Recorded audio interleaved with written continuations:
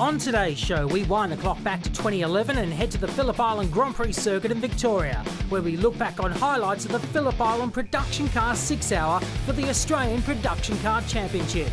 More than 20 cars battle one of Australia's most picturesque and challenging circuits in the ultimate test of driver and machine. This is Speedweek.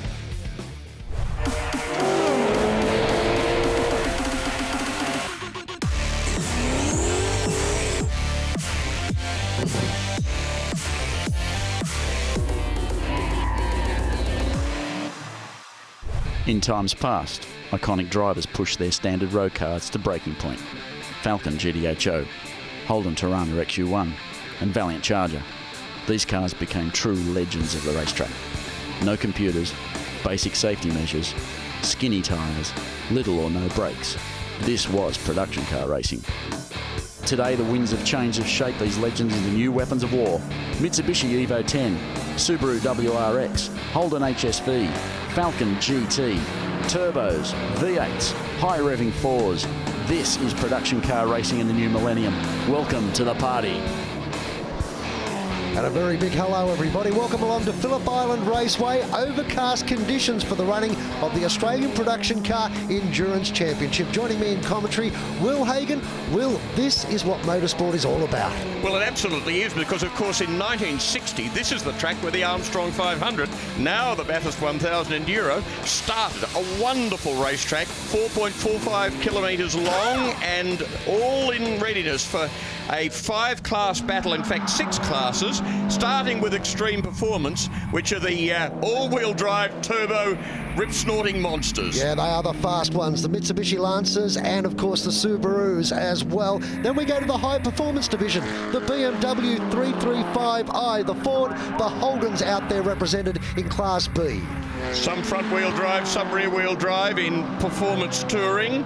In fact, yes, BMW there's got rear-wheel drive, but Mazda and Holden Astra, front-wheel drive. Then we go to production touring, and then ultimately to compact touring, the sort of cars that folks drive to work, like Toyota Echoes and Proton Satrias. And the invitational, Boydo, Mini Cooper S's that ran in their own category last year. Well, we mentioned this is what motorsport is all about in this country. Let's go down to Alan Heathy and find out how the race-going Mitsubishi Lancer Evo compares to the road-going car. Well, the first thing it's got is four-wheel drive. That makes a big advantage in any sort of weather conditions. Looks after the tyres a lot better than what a two-wheel drive car will. But basically the car is fundamentally a standard production car type Lancer Evolution 10 as we call it. And there's limited modifications done through the category. We just improved the suspension a lot, better brakes and a little upgrade in the engine as far as management system goes, and that's it. So this car here, we're hearing this all through the field, that basically the people at home watching the telecast could go down to the local dealer and buy any of the vehicles that are out on the track today, and that must be appealing. Yeah, it is. I mean, look, this is a very good little car. I mean, it's a current 21st century motor car. It has a technology in it, and I mean, it's available to anybody that wants to waltz down to their local Mitsubishi dealer and buy one. And this car is, I mean, almost identical to that, with the few freedoms we're allowed. It's a car that's evolved for the last 12 years from Evolution 1, if you like, right through to now 10. Drivetrain is still a four-wheel drive right through that variety of vehicle, but in Evolution, it's basically improved how it does that goes through that drive system. And yeah, this is just the latest version of that's more effective and more efficient than the old one, but everybody can have it. Essentially, this is a stock car. The only thing that we've changed in this car, it's a Renault 197 Sport. So these cars come out with big brakes, with a very good engine, 145 kilowatts. So the only thing we really had to change was the suspension. We're using a KW setup from Germany. We've put in a limited slip differential that helps us from wheel spinning out of the corners. And of course all the safety features. So we have a roll cage in it, we have the safety harnesses, the safety seat, and that's about it. Then we go racing. So Richard, the car that mum and dad buy at home or anyone can purchase, drive out of the dealership, whether it be Renault, BMW, Holden, Ford, any of the monks that are here, there is very little difference from their car to what's on the racetrack today. Absolutely. I mean, there's a little bit of fine-tuning, of course, there's involved, yeah? But essentially, that is what this category is all about. You buy a car, You know, and this is why the old saying goes here. You know, whatever wins on Sunday, you can actually go buy on Monday, and you know that's what you get. Absolutely. Phillip Island, 4.445 kilometres around, and rated by motorcycle racers as one of the best tracks in the world. The very fast turn one, double apex, southern loop, and then a very fast round down to Honda. All round the back is really quick, deceptive over the top of the hay shed, and then round 11 and 12. Enormous commitment in a left-hander there, and here's John Bow showing how it's done, as he did years ago in an EL Falcon when he came unstuck in a big way, Grant Boyden. Yeah, watch him down through turn one, balancing the throttle, getting the car right over to the edge of the apex. A couple of double dips there, lets it run wide before he starts attacking the brakes going into turn two. This is a difficult part of the track, Will. This is a double apex that you were talking about. Yes, there's a second apex there late on southern loop, and then down, down, down. The motorcyclists here are doing 240, their knees on the ground, wheel spinning until they come down towards Honda Corner. You're going really quickly here before you have to settle it down, get it straight, and then brake like Billy-O to go right into Honda Corner. And this is great when they're side by side too, because just missing that braking marker can send you off into the boondocks. Then we go for the scenic part of Phillip Island. Yeah, but very aptly named Siberia. My God, it can get cold and blizzard-like here as they come out of there, a slowish corner, but then they're building up speed, accelerating hard all the time. A whole series of unusually shaped linked corners where if you get one wrong, you muck up the whole section to the hay shed. And changes in undulation too, climbing, then cresting, and that's what unsettles the car. You need a car to be perfectly set up, particularly here over the top of the hill up into MG. Absolutely, and it's a big commitment where you can brake really late, but a lot of people brake too late. This very tight right-hander, the tightest corner on the circuit, and then round towards the pits again. And this is what's missing in Australian motorsport. More turns like this where you need to feather the accelerator on, push it out to the edge of the circuit, and then when you've got it set up right, you can overtake into turn one. Until finally they come round to turn 12, a big commitment corner, and then toweling down the straight, 4th, 5th, 6th gear in the BMW 335. There it is, a hot lap with the master, John Bow. And John's not the only V8 supercar driver in the field, so too is Jason Bright. Jason, what are your thoughts for the race tomorrow? Well, looking forward to it. I enjoy endurance racing, and Ryan's asked me to come down and have a drive of the Astra, and that was my first run in the car just then. So looking forward to. I think we should be in with a shot from what I've been told. Keep out of trouble, and see how we go. It's a little different to what you normally see you behind the wheel of. What's the biggest difference, I suppose, besides power? Yeah, the power and getting used to, like in this category, obviously all the different tyres you can use. So it's obviously a big factor in as to how competitive you are, which tyres you use, how many tyres stops you're going to have to make. Whereas with us, like we just got the control tyre and the soft tyre, and you don't have to sort of put too much thought into that area. The level of driver in the category here, there's John Bowes in the field, obviously yourself, there's some name drivers, and then you've got guys on P plates. Do you think that's a concern? No, it's not. I mean, you got to start somewhere, and I enjoy this level of motorsport as well. I enjoy driving cars, I enjoy driving go-karts, anything I can get out there and drive, and get out here in an enduro around Phillip Island anytime. It's just a lot of fun. Yeah, we didn't order the rain, but it's really spiced things up. I mean, the car's been on the top of the timesheets this morning. Do you fancy your chances to win the event? Well, certainly in the wet, it looks like we're very competitive. I was running on some different tyres then, and more of the tyres we'd run in the dry, and it wasn't as competitive in the wet. But when we put the tyres on that Ryan was running this morning, the car is very quick. So I think that the weather will probably play a pretty big part again tomorrow, knowing Phillip Island, and we just got to make sure we're on the right tyre at the right time. Ryan, you've topped the timesheets this morning. That'd be a bit of a surprise for you, I would have thought. Thanks, mate. It's about what I'd expect. Yes and no. Our car's really good in the rain, and we're hoping for a wet race. Bring us back to the faster four-wheel drive cars, and have Jason on board. Obviously, this weekend's going to help us as well. Yeah, you've wheeled out the big guns for the event, obviously. I mean, the four-wheel drives are dominant. Do you think you've got their number? Yeah, Yeah, well, four-wheel drive, they'll wear out twice as many tyres as us, you know. They make more power, so they use more fuel. So, you know, this sort of race isn't about the fastest car. It's the guy who covers the most distance in the least amount of time, and we're hoping that that's going to be us. So you're sort of between a rock and a hard place. So if it dries out, you need the hard tyre to make the thing last, but if it rains, you're shot. Is that where we're at? Well, that's what Pete O'Donnell's car, and he's had a lot more experience with it than me, and that's what they say. He ran down here a few months ago and the tyres literally fell off the thing, so you got to run a tough tyre over a distance because it's a 6-hour race, not a 6-minute race. But you know, when you get this sort of inclement weather like we've got today, I hope it doesn't come tomorrow. You won't be able to find me. I'll be hiding somewhere. Well, we are doing the rain dance, Will.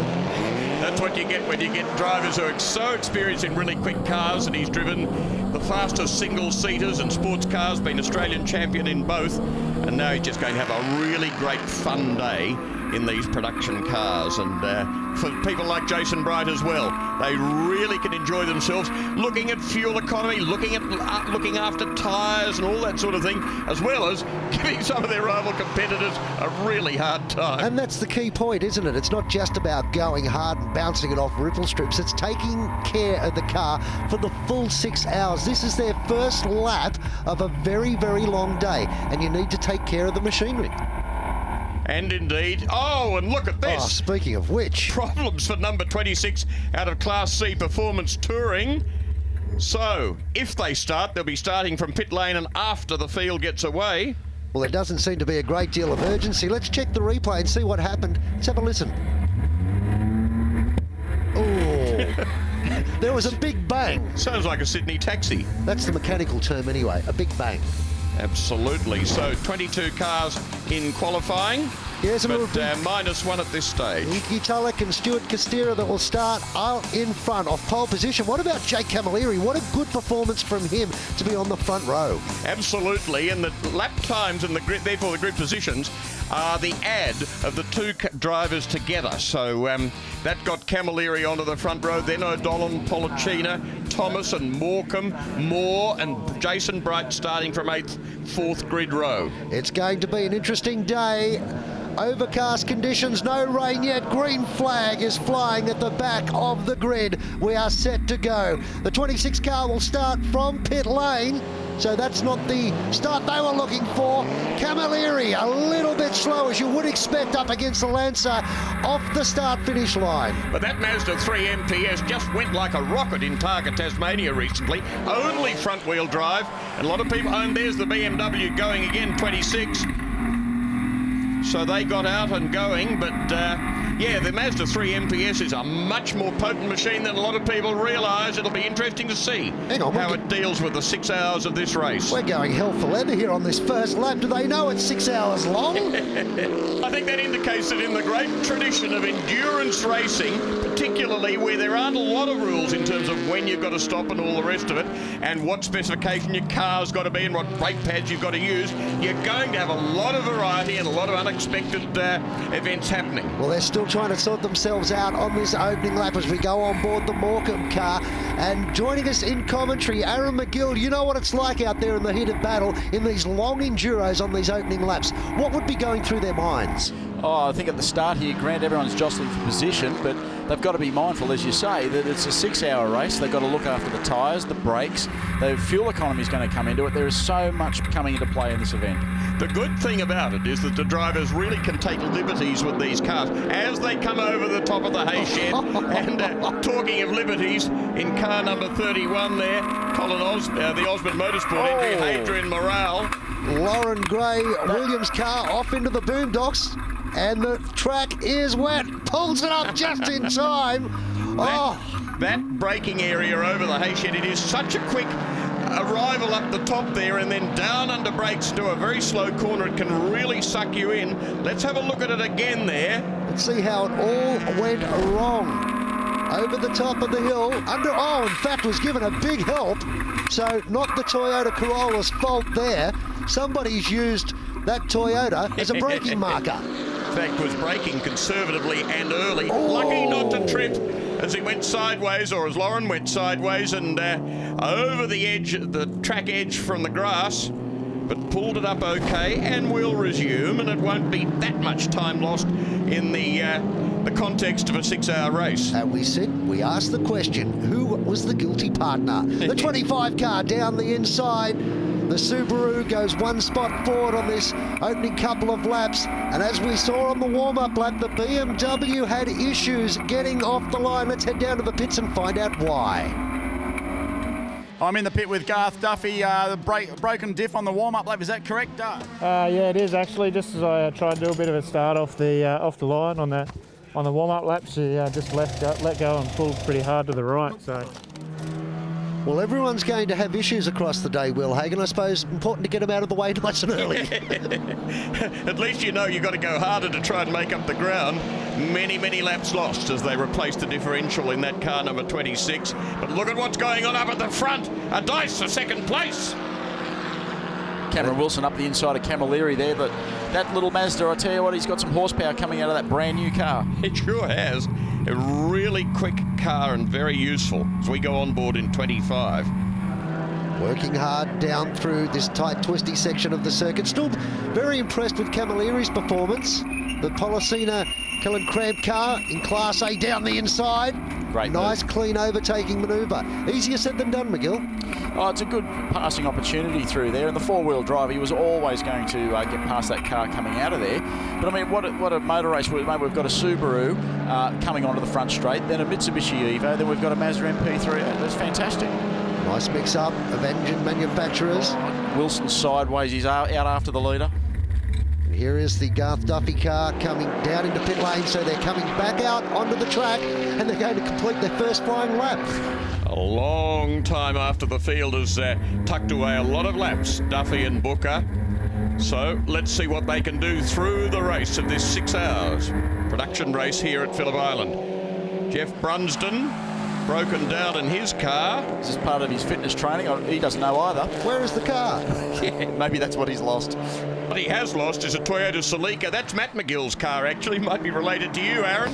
And You're not what we want to see. Celica from the production touring class, number 75. It certainly is when it comes to bank accounts. The dads are always paying for it. Look at Dylan Thomas here. Look at the great effort. He's new into the championship. He's a tarmac rally expert. That looks like the Celica on the left there.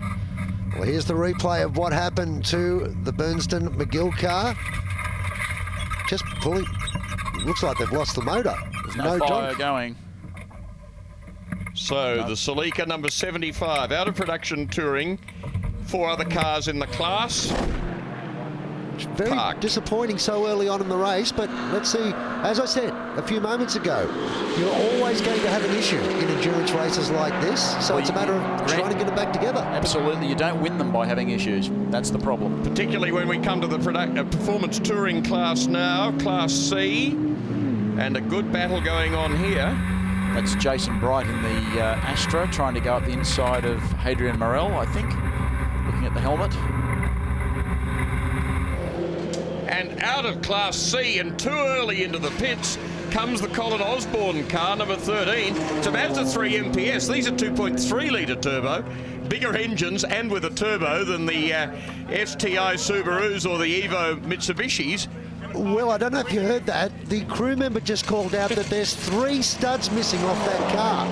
No wonder they want to bring it into the pits. He only just missed out on being a 3-wheeler. So, bad luck for number 13, 13 in Class C. And talking of trouble, let's find out what happened to Jeff Brunsden. I'm with Jeff Brunsden in car 75. It's been towed back into pit lane. Jeff, what's going on? Oh, just at the end of the main straight, we found we're running out of power and engine stopped on the exit of turn 2, so had to pull over, get a hot tow back, and we'll see if the boys can work some miracles and get us going again. Toyota Corolla of Lauren Gray coming down into the pits. Now, is this scheduled? Let's see. The crew will tell us their body language. It's not looking promising. Fuel waiting to go in, which would be a standard anyway. Never mind that. Look at this out on the racetrack here for Class C. You've got the MP ETS3 Mazda just holding out this rapid little Astra. It's had an upgrade to a VRX HSV. And down the inside goes Jason Bright. Great stuff. And he's having an absolute ball because he knows the sort of car in which he can take a lot of liberties while still looking after it pretty well. This is a beaut battle. And that's a Liberty sideways through Siberia. That's what I call a Liberty. The battle for C-Class. Second spot out there on the track, and they're nose to tail, racing like a sprint race. 6 hours of this, there'll be nothing left. And Jason Bright made no mistake. He wants to win the thing. He's in about 6th at the moment, and he has got the headlights on a charge. He wants to get out there and run with those Evos. As he comes up to the top of the hay shed, great shot there, but down in the pits, Moore and Gray's Falcon. There's Barton Moore stepping out of the car. And that's out of Class B, high performance. So up against 335 BMWs and HSV GTS Holden. Yeah, these guys are about 5 minutes earlier than when they wanted to stop. They were worried about tyres. Now, I don't know if that's why the car is in, but they were concerned with the weight of the Falcon. They were going to have a tyre issue during the course of the program. Well, that's interesting. Barton would be a very, very good judge of tyre wear. He's raced in the British Formula 3 Championship. He's raced in Porsche Cup here in Australia. He's got a mountain of experience and a very capable pilot that reads cars very well. Yeah, absolutely. Helmet comes off. Fuel going in. Big tank in this Falcon. Big, heavy car. The heaviest out there, 2-wheel drive. Turbocharged 6. But I can remember years ago doing testing at Phillip Island between a V8 Falcon and a 6, and the 6 was actually quicker at every point of the track. It was a better balanced car. Absolutely. You'll notice in today's race there are no V8 Falcons out there. Hanging on. Right on the limits of adhesion there. Once again, Mazda on the charge. And going past an Evo, which is an all-wheel drive 2-litre turbo, and of course a classic high-performance car out of, for instance, the World Rally Championship. So it was going along fine, quite comfortable. The next minute it got a vibration in the front. I was thinking it might be a tyre, but it was a bit early for a tyre to be going, but it all of a sudden came on and got really bad quickly, so I just limped it back to the pits, and obviously it's got some broken wheel studs. Colin, as the team owner, you were next in the vehicle. This has all gone pear-shaped for you at this early stage. Has this happened before? No, never. But I'm glad he was in it when it happened.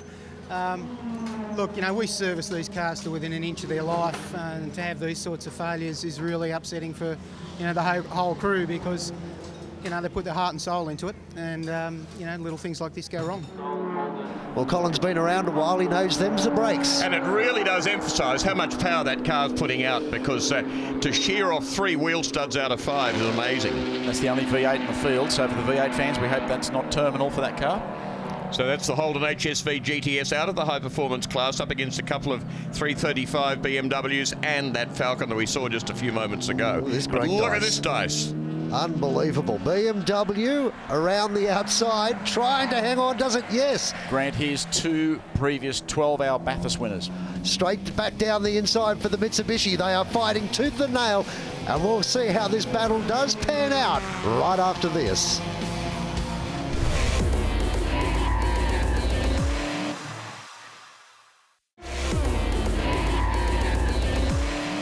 We're down here with Barton Moore after getting out of the vehicle. How's it all going out there? Well, Aaron, I thought it was going really good. We were just running around at a good pace, but it's got a bad vibration in the right front. I think we've got a tyre issue, and you know yourself how hard this track is on tyres. So it's sort of thrown a bit of a curveball at us, because we thought we had that covered. So the Dunlop guys will now help us inspect it, and hopefully we can get on top of it. Tyres have been the talk up and down the line all weekend. Are you the first of the people to, cop a bullet, so to speak? Wow, maybe, and let's hope it's the last bullet we cop. But this track is really hard on tyres. We know that, even with this slightly cooler temperature, it's just pounding those outside tyres, the right side, all the time. Well, Bart is an engineer, so it's probably in capable hands. And in fact, when he was in the British Formula 3 Championship, he lived in a garage. He wasn't committed enough. He didn't live in a race car trailer. But this is one of the hardest race tracks in the world, certainly in Australia, on the right side of the car, because they spend that enormous time. It's nearly 20 seconds from the hairpin off the hay shed round until they get back onto the straight. But back into the pits comes yet another car with problems. It's the 65 car that we saw stricken out there on the track a few moments ago, the Holden HSV GTS. Here's the Astra with Jason Bright. He is on a charge, as I said earlier, and he's obviously moving up to 5th. And he's looking very cheeky too as he comes down hard under brakes here, but he's on the outside as they come around out of 11. And this is this long bend where they're working the right front, and particularly they start to work it in just a moment.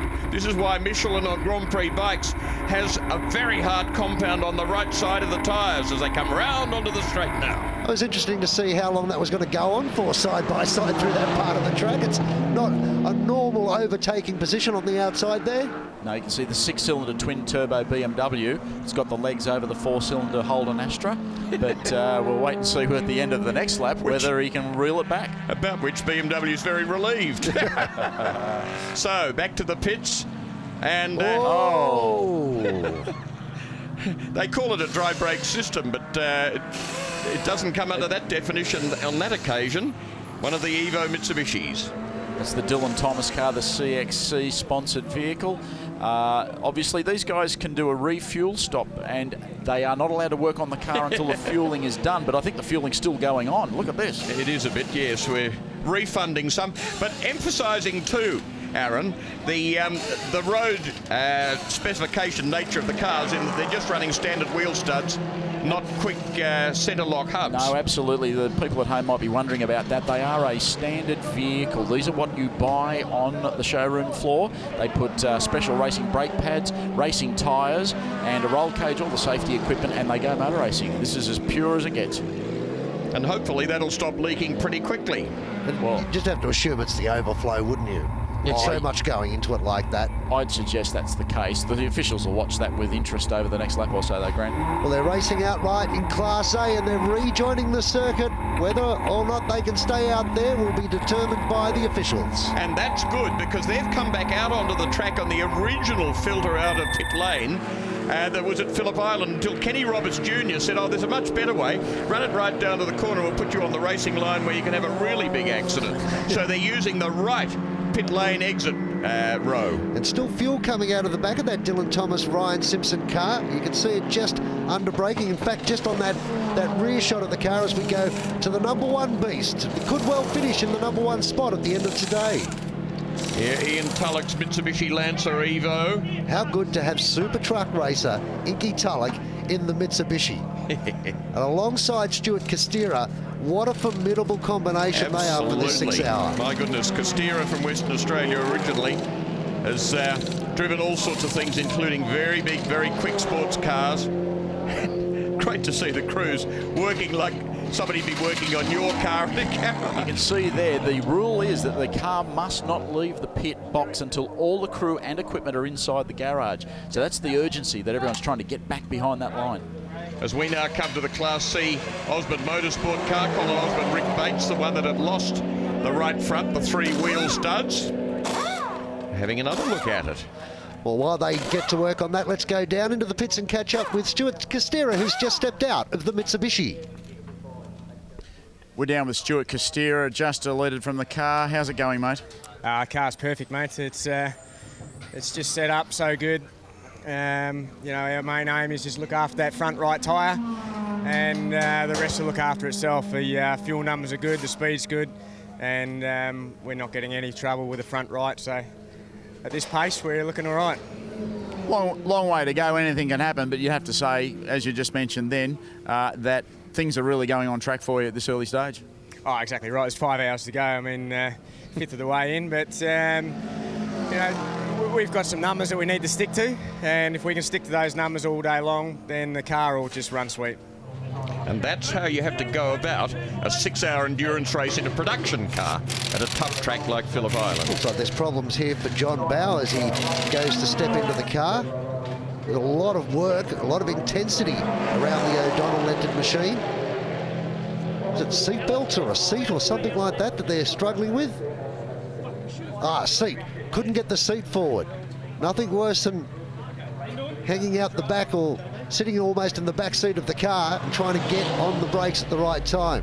Not surprisingly, Peter O'Donnell, who's sharing the car with John Bowe, was a long way off John Bowe's time in qualifying, but Bowe rattled off the second fastest time. We're down in the pit area here. We've had the driver change from Peter O'Donnell in the BMW to John Bowe, and it did not go to plan. Gary, what happened?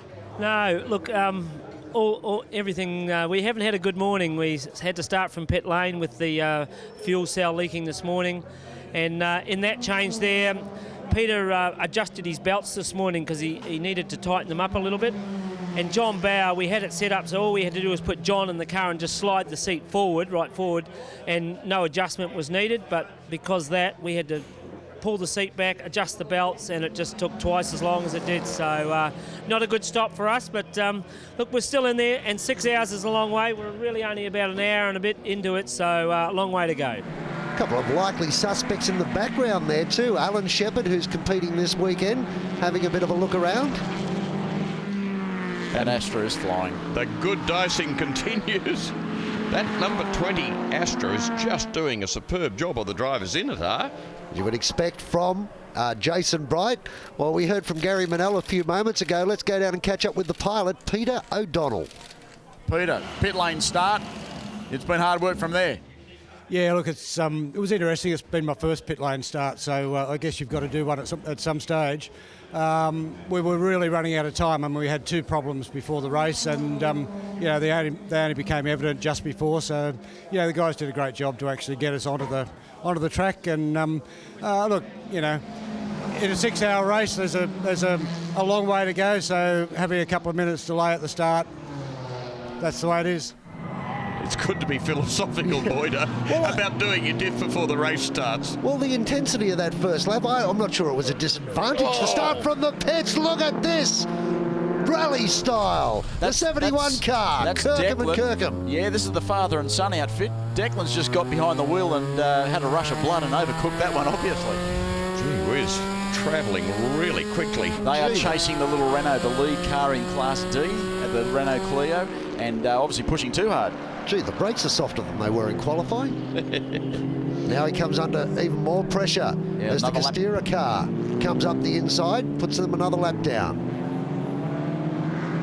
Oh, did you see that off in the background? Rain is on its way by the looks of it.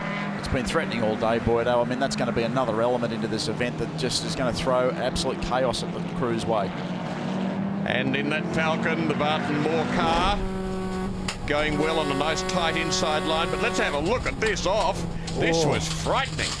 Just drifted out to the outside of the circuit. There's a marshal's post looming large out of the heading windscreen. towards the southern loop. A target you don't need. No idea if a car's coming down on his right-hand side at all. Rejoins just in time for the second apex. A great duel going on with the grey Echo.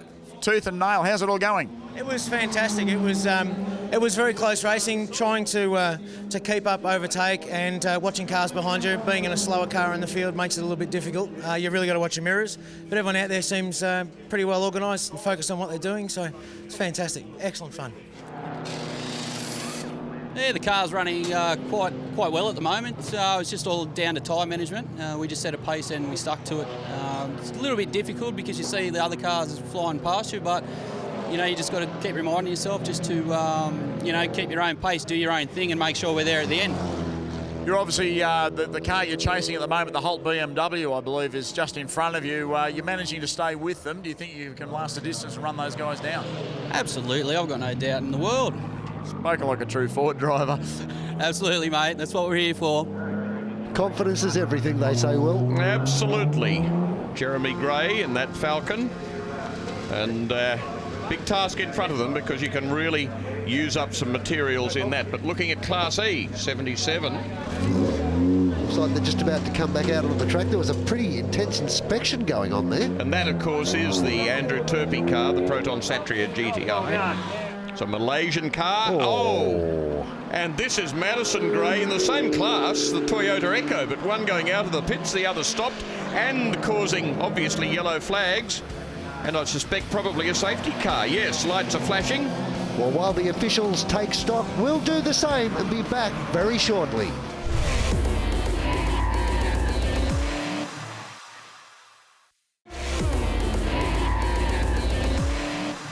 Welcome back to Phillip Island Raceway. We are still under safety car conditions in the Australian Production Car 6-hour Endurance Championship. It's a 13 car back in pit lane. We've already had a couple of retirements. Here's Aaron McGill with Lauren Gray. We're down in the pit with Lauren Gray. The little Corolla's just been pushed into the shed. Lauren, what's going on? Yeah, Jake just said he went out for his first lap out and he said he had a lot of vibration coming from the right-hand side and the brake pedal went to the floor. So that's as much as I actually know. The guys are all sort of trying to sort this out, but that's as sort of much information that I can give you, so it's not good. But hopefully they'll be able to sort that out. So if they can fix it, Lauren, you're staying out of the car for the moment? I will be. We'll send Jake straight back out. He's only done one lap and I'll try and have a bit of a rest. I don't know how you're going to do that under this stress, but do your best. I will. Thank you very much. Yeah, stress associated with being at the front of a race car team in endurance racing. They've actually been doing quite well after that first lap incident. They were second last there. They've worked their way forward up into about 16th position before running into further problems. In fact, gone up to 14th position. The Ford Festiva entered into Class D. You can hear it winding up, coming on to the start-finish straight here at Phillip Island. Now he's got it screaming. Green flag comes out, and we are back under racing. It looks like the car 75's got a hell of a jump on the rest of the field there. The son of a gun. And one of the BMWs from the Invitational class. No bias commentary, McGill. In there as here we go. On board with him now, Matty McGill. Down through turn one. I've got a distinct feeling he's done the old hit the brake, banked the field up, and then nailed it. And he's learnt well from Dad. He's going to hang on for 4 hours here. So the fuel line that came off that car when Brunsden was driving, all rectified, and now out and going hard, trying to make up some ground. And the charge of the Light Brigade. Look at this. They're going to swamp this little Celica. Mazda 3 having a cheeky look up the inside. Is he going to go on with it? Does so under brakes, but he's caught on the outside. He's really boxed in down here at the hairpin, the right-hander that leads him on towards Siberia. Was that a tap? Little bit of a helping hand. Oh, there's a bit of a tap up in front too. There's the Renault and the little Ford. They are in the class, and I think they're actually, that's a bit of a dice for the lead there of that class. And that Renault Clio, actually, they're a very quick, useful car. People underestimate Renault in this market. In Australia, they don't understand them well, but the Clio is a very useful car.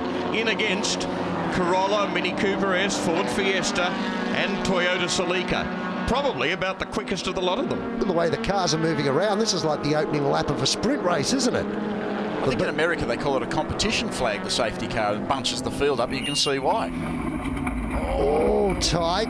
The Cramp Policina, Kellen car, Mitsubishi Lancer makes its way through the final group of turns. And now this area that has been causing the problems for so many cars, where the right front, when you come around here, it just dips a little bit, almost a suggestion of camber, and a load the right front up because it's a bit bumpy in there as well. And in fact, the next corner, one of the few right-handers on the track. They're mostly left-handers loading up the right side of the car. Oh, 2 cars overtaken on the straight, hard under brakes now.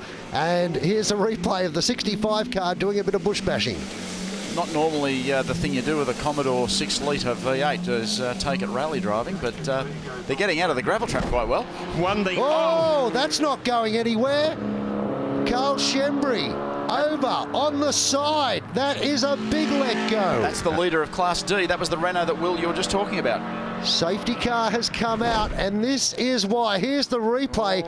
Off the track at a rate of knots, into the bank in a big way. The dirt flies, and so too the car.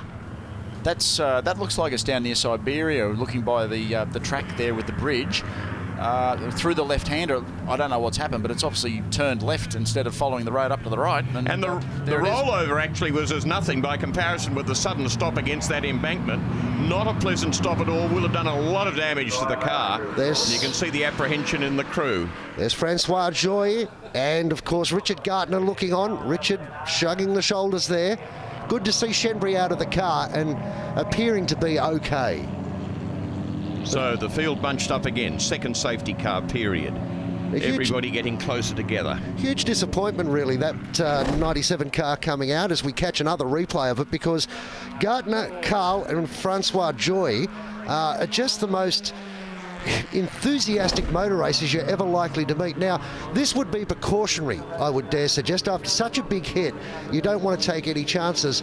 We've all been in this situation before. Let's keep our fingers crossed. Absolutely, Grant. I've been the star driver that a lot of us are that never reach the dizzy heights, and we crash often. It is a precaution that they do take you away for a bit of a checkup. But the car's going to need a checkup.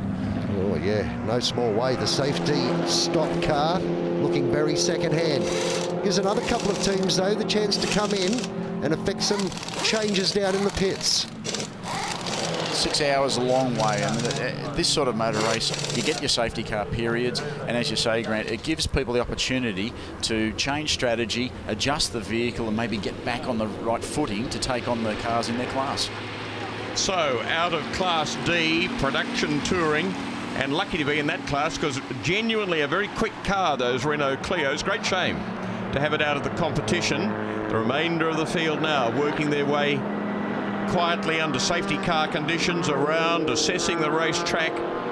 Dark, gloomy days you can see here at Phillip Island. And they were three guys that had a realistic chance of taking out a class victory too. While they're weekend pilots, they're very, very experienced weekend pilots. Absolutely. And when we talk of cars breaking their right front as the safety car goes in, and they're going green in just a moment, it's nice to hark back to Phillip Island. The first 3 years of what is now the Bathurst Enduro, 60 to 62, not only was really hard on cars, but blow me down, it absolutely destroyed the racetrack, which is why finally in 63 it came to Bathurst. But they're racing again, and out in the front of the field, as it's been for a lot of this race so far, in fact leading the race until his first pit stop on lap 42, is in car number 1, Stuart Costera and Inky Tulloch, the Alan Heafy crewed car. And what a team they are, Aaron McGill. You've been involved in a lot of race car teams. Alan Heafy, they dot every I and cross every T. He's won a few Bathurst 12 hours, among many things. Managed Wayne Gardner and his run in V8 supercars. Absolutely, and look at this. This is Gary Holt trying to unlap himself. He's only a lap down. I don't know if Costera bought. Look, he's not happy. Well, whilst not for position, he just wants to get back on the lead lap. Another safety car, he can join the queue, and he's back on the tail of the Lancer. We know he's a very keen competitor, Gary Holt. Tough out there on the racetrack. He's going to have to be. Look at this. This is like a sprint race. Not only a keen competitor in karts, and he runs karting at Eastern Creek Raceway, but in yachts as well. He does Sydney to Hobart's, and in race cars he's done a number of Bathurst 12 hours and been very successful too. And his son is a champion fisherman too in the marlin fishing game. So they're just, and I think he was a downhill skier at one stage. He That's is right, I think he competitive was as they get, Holty. This is great driving by Gary. I mean, it's probably a little bit unconventional that he's trying to unlap himself. All's fair in love and war in motorsport, though. But you can see the two-wheel drive BMW just starting to struggle coming out of the slow corners. The four-wheel drive just springs out of there. It's alive out of those corners. A bit surprised the Costera Tulloch car was willing to go side by side there. Why not just let Holt go? It's not going to be a massive difference to you. Well, we're not privy to the radio conversation. That may have been the case, but obviously the Evo's decided to get out and run, get ahead and go.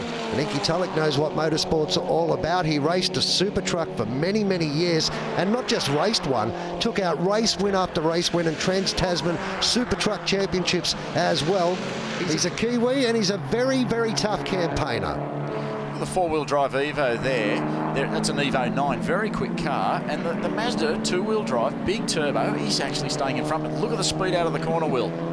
Absolutely, and that's what Alan Horsley at Mazda argues about all the time. He says they're as quick as all-wheel drive cars, and in last Targa Taz it pretty much was. Have a look at this battle for 7th position overall. Two Class B cars, hammer and nails. Now that's interesting because that's Gary Holt racing against Gary Holt's old car. The red-coloured car, which is what Gary Holt is in, is racing his old car. He's regretting selling that now. We'll wait and see what happens out of this battle. But at the moment, his old car is leading his new mount. And of course, it was a BMW 130 that had the diff problem before the race starts. These are 335s, a very different proposition indeed. Well, he should know the car in front of him very well. That's the car he won the Bathurst 12-hour in. As we catch a replay of this battle, and there may have been a bit of push and shove there.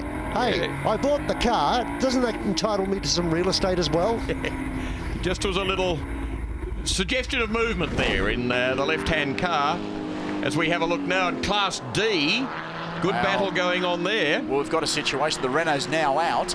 Lauren Gray had a problem. We've seen Declan in the little Festiva off the road earlier. This obviously has brought these two together, and it's on for young and old. The blue Celica of Matt McGill and Jeff Bruns is probably about 8 laps behind after their fuel issue. It's on. Isn't that the beauty of endurance racing? After all their issues individually, here they are on the track, round about the halfway mark, nose to tail. It's the only motor racing, Grant, and Will back me up on this. You've got to grind it out. It's not a sprint race. You've got to look after the car, and you cannot give up. And in Class C, and that's the battle with performance touring cars. Mazda 3 MPS and the Holden Astra.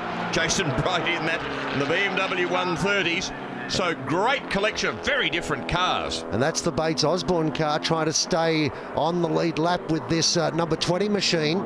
And unfortunately, they've gone another lap down. They've had all manner of problems with these Mazda in the Osborne team today. So they're not really in contention, which is unfortunate. They prepare a beautiful motor car. Look at that white car there. It's been off the road, obviously, a bit of dirt, but they are a well-prepared motor car. Rick Bates is a very, very good peddler and not underestimated within the motor racing category and circle. But by a lot of people outside, he's one of the really quick men in the country, as we see here. Down to the Bravery corner, turn 1, McDoohan corner. And that's placing your car at the optimum part of the racetrack. Look at this, back around the outside through turn 1. That is brave in any race car. Jason Bright on a roll in his V8 supercar career, and he's brave to go in there, absolutely. And into the second apex of the southern loop, and now down until they have to go right. There's a little bit of a left-hand curve here. This is absolutely wonderful stuff. Left-hand curve, it's pretty swift. That's got to be now they've got to settle them down and brake hard and go right for the hairpin at Honda.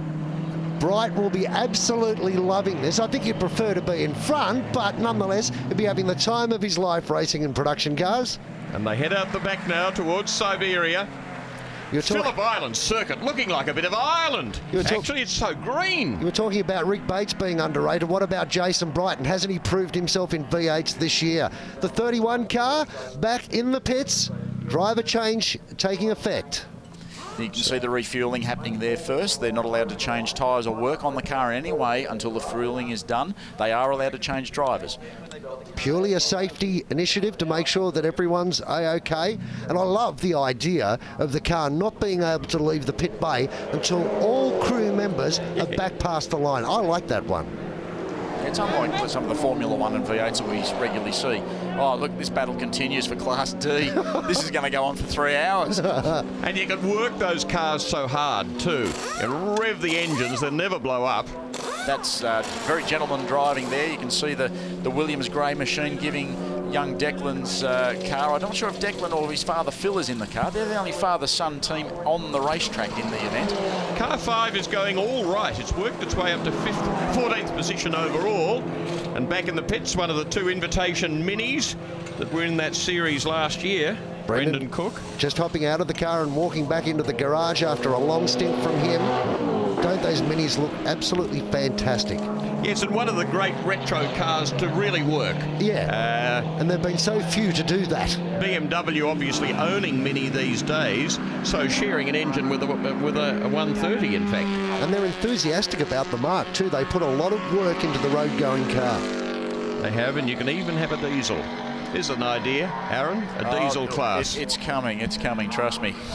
It wins Le Mans. Yes, absolutely. Very useful. Well, as Hadrian Morel comes to terms with the 31 car, Aaron McGill came to terms with Brendan Cook. Brendan, do you find yourself having to look in the mirror as much as you do out the windscreen? Only occasionally, but the pit crew are pretty good. They always say there's a fast one coming up beside you. I just stick my finger out the window where I want to go. Everyone's playing the game pretty well. Yeah, you couldn't ask for better, really. The guys are really... A couple of guys, obviously, are a bit, you're saying, but most of them are good. I suppose it's sport at the end of the day, and a few play a bit harder than others. That's what you're saying? Yeah, I suppose that's what I'm saying, but it's 6 hours, guys, eh? Not 20 minutes, but yeah. Wait for the last 5 minutes, mate. It'll be on. Well, hopefully I'm out by myself, whizzing around and going well. Brendan Cook, thanks very much. Interesting the comment there of Brendan, and Will, I'd love your thoughts. It's always been an argument endurance racing at Bathurst and places like that of a slower lap traffic. I think it's just part of being in a race. Absolutely, and it should be. And it must be insurance and things. Motor racing people these days seem to get worried about speed disparity. Blimey, they have some speed disparity at Le Mans. They used to have it in the endurance race here and in the earlier days of Bathurst. But what you've got to do is hold your racing line and don't change line. You don't go over somewhere else. You just continue on the expected line and indicate where the space will be vacant and let the driver through.